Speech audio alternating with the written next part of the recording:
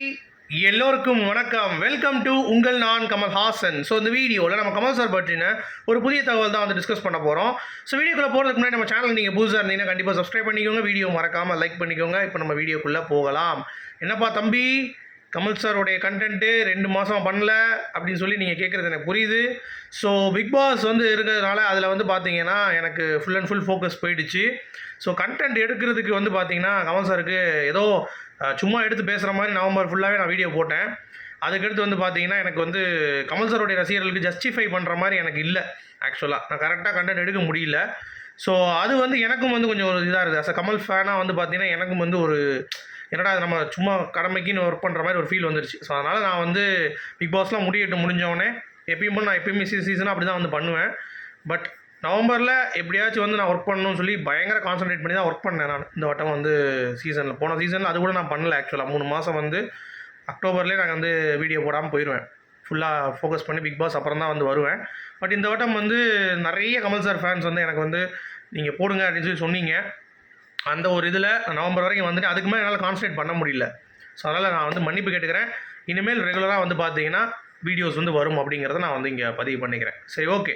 கமல் சாருடைய ரசிகர்களுக்கு நான் வந்து ஒரு நன்றி தெரிவிச்சுக்கிறேன். ஏன்னா இவ்வளோ தூரம் வந்து நம்ம போடலைன்னா கூட நிறைய பேர் வந்து எனக்கு கமெண்ட்டில் எப்போ பிரதர் போடுவீங்க, சீக்கிரம் போடுங்க, வெயிட் பண்ணிகிட்ருக்கோம் அப்படின்ற மாதிரிலாம் சொல்லிட்டு இருந்தீங்க. அதுக்கு ரொம்ப நன்றி.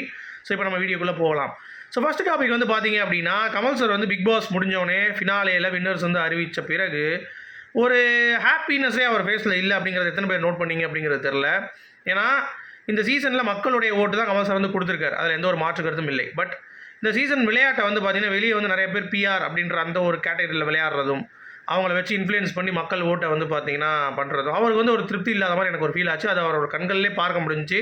கோப்பை அவர் எடுக்கிற அந்த ஸ்டேஜ்லேயே வந்து பார்த்திங்கன்னா டவுனில் தான் வந்து எடுத்தார். அப்புறம் அவர் கொடுக்குறப்பையும் வந்து கொடுத்துட்டு கை கொடுக்கலையோ எதுவுமே பண்ணல. அப்படியே சும்மா அவர் ஹக் பண்ணிட்டு அப்படியே அவர் பாட்டு வந்து போயிட்டார். அப்படிங்கிறதா பெரிய செலிப்ரேஷன்ஸே இல்லை. அது வந்து இம்பேக்ட் வந்து புரிஞ்சிச்சு. ஏன்னா நியாயமாக விளையாண்டு கோப்பையை வந்து பெறலை அப்படின்ற மாதிரி. ஏன்னா போன சீசனும் அசீம் ஜெயிச்சப்போ கூட அப்படி தான் வந்து ஒரு ஃபீல் வந்து இருந்தது அவருக்கு. ஸோ அதே மாதிரி தான் இந்த சீசனும் இருக்குது. ஆனால் கடைசி கமல் சார் எப்பயுமே மக்களோட தான் கான்சன்ட்ரேட் பண்ணி கொடுப்பாருங்கிறத அவர் வந்து நிரூபிச்சிட்டார். என்னதான் வந்து விமர்சனம் இருந்தாலும், மாயா வந்து சப்போர்ட் பண்ணாலும், ஒவ்வொரு சீசன்லேயும் ஒரு சப்போர்ட் பண்ணுவார் கமல் சார் எப்பயுமே. இந்த சீசனில் வந்து மாயாவுக்கு சப்போர்ட் பண்ணிட்டு இருந்தார். போன சீசனில் வந்து விக்ரம் சப்போர்ட் பண்ணிட்டு இருந்தார். அந்த மாதிரி இருந்துச்சு.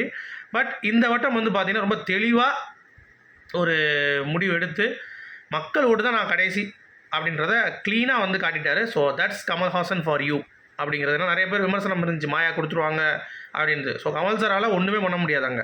மக்கள் நினைத்தால்தான் வெற்றியாளரை தீர்மானிக்க முடியும் அப்படிங்கிறத வந்து ப்ரூவ் பண்ணிட்டாங்க. ஸோ அதற்கு கமல் சார் வந்து மக்கள் சொன்னால் நான் கேட்பேன் அப்படிங்கிறத ப்ரூவ் பண்ணிட்டார். அதுதான் எனக்கு முக்கியமான இருந்துச்சு இந்த எல்லா சீசனும் பார்க்கும் பொழுது. அது ஒன்று. அடுத்து விமர்சனங்கள், இந்த மாதிரி புகழ், அப்புறம் வந்து குறைஷி, இந்த மாதிரிலாம் நிறைய பேர் வந்து ரொம்ப மோசமாக பேசியிருந்தாங்க. இப்போ நம்ம விமர்சனம் பண்ணியிருக்கோம் கமல் சாரை. நான் பிக் பாஸ் ரிவ்யூவர் அப்படின்றதுனால நிறைய விஷயங்கள் நான் வந்து பேசியிருக்கேன். பட் ஆனால் எங்கேயுமே தரம் தாழ்ந்து அவரை வந்து நான் பேசுனதே கிடையாது. இந்த மாதிரி இப்படி பண்ணியிருக்காரு கமல் சார், கொஞ்சம் ஃபன்னாக வந்து சில விஷயங்கள் நான் பேசியிருப்பேன். தவிர கேவலம் மரியாதை குறைவாக வந்து பேச மாட்டேன். அவங்க வந்து ரொம்ப ஓவராக பேசியிருந்தாங்க. இப்போ அதுக்கு மன்னிப்பும் கேட்டிருக்காங்க. அவர் அதுக்கு வந்து ஒரு செருப்படி கொடுத்தார் பிக் பாஸ் மேடையிலேயே. டேய், என்னை வச்சு நீங்கள் பண்ணுறீங்கன்னா பண்ணுங்கடா, என்ன வேணாலும்.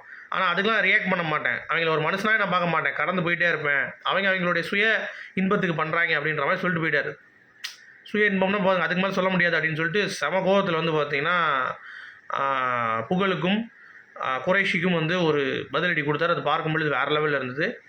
அடுத்து வனிதா அவர்கள் வந்து பார்த்திங்கன்னா கமல் சார் வந்து ஒரு படத்தில் வாய்ப்பு வந்து கொடுக்க மாட்டுறாரு. அவரை மீட் பண்ண போனால் முத்தத்தோட ஹக்கோட முடிச்சிடுறாரு. பிக் பாஸில் வந்து வரவங்களுக்கு எல்லாம் வாய்ப்பு தரேன், சும்மா பேச்சு தான் அப்படின்னு சொல்கிறாரு. ஏன் வந்து கொடுக்கல? மைனா நந்தினி கொடுத்துருக்காரு, மகேஸ்வரி கொடுத்துருக்காரு. இந்த மாதிரி ஏகப்பட்ட பேர்கள் இருக்குது. தர்ஷனுக்கு ஒரு படம் வந்து ராஜ்கமலில் பேசிகிட்டு இருக்காங்க. அது வந்து சீசன் 3ல் சொன்னது இப்போ வரைக்கும் மெட்லைஸ் ஆகிற கதை பிடிக்கல தர்ஷனுக்கு. நிறைய கதைகள் கேட்டுகிட்டே இருக்காரு. ஸோ இந்த மாதிரி எல்லாத்துக்கும் சம வாய்ப்புகள் வந்து கொடுக்கப்பட்டது. உங்களுக்கு வரலைன்னா உங்களுக்கான அந்த ரோல் இல்லைங்க வனிதாக்கு, சரியா? அப்புறம் கமல் சார்ட்ட கேட்டிருக்காங்க, என்ன நீங்கள் ஓட்டில் இப்படியா கொடுக்குறீங்கன்னு சொல்லி கேட்டிருக்காங்க அந்த பிக் பாஸ் செட்டில் உட்காந்துக்கிட்டு. அப்போ கமல் சார் சொல்லியிருக்காரு, இவ்வளோ ஒன்று தான் டிஃப்ரென்ஸுன்னு. என்ன இவ்வளோ ஒன்று டிஃப்ரென்ஸு அப்படின்ற மாதிரி. அதுக்கு அவர் என்னங்க பண்ணுவார்? ஓட்டிங்கில் ஓட்டு போட்டவங்களுக்கு கப்பை கொடுத்துருக்காங்க, அதுக்கு எதுக்கு உங்களுக்கு இவ்வளோ வன்மம் கேட்டால் கமல் சார் வந்து இப்படி பண்ணல அது பண்ணலன்னு சொல்லிட்டு ஏகப்பட்ட விஷயங்கள் வந்து கக்கிட்டு இருக்காங்க. அது பார்க்கும்போது ரொம்ப கேவலமாக இருந்தது. அடுத்து அந்த மேடையில் வந்து பார்த்தீங்க அப்படின்னா வேறு லெவலில் கமல் சார் வந்து அறிவித்தார். KH 237 அன்பறிவு கூட இப்போ வந்து இந்தியன் 3யும் கன்ஃபார்ம் பண்ணிட்டார் கமல் சார். இந்தியன் 3 நாங்கள் வந்து பண்ணுறோம். ஸோ கிட்டத்தட்ட பயங்கர லைனப்புங்க. 232 வந்து பார்த்தீங்கன்னா விக்ரமில் இருந்து, 233 கேச் வினோத், 234 தக் லைஃப், 235 வந்து பார்த்தீங்கன்னா ப்ராஜெக்ட் கே, 236 இந்தியன் 3, அப்புறம் 237 வந்து பார்த்தீங்கன்னா அந்த அன்பறிவு படம். ஸோ வேறு லெவல் வரிசை கமல் சார் பேக். ஸோ இனிமேல் டெய்லி வந்து பார்த்தீங்கன்னா வீடியோஸ் வந்து நான் பண்ணுறேன். ஸோ தேங்க்யூ சப்போர்ட் பண்ணதுக்கு கமல்ஹாசன் ரசிகர்களுக்கு நன்றி. மீண்டும் சந்திப்போம்.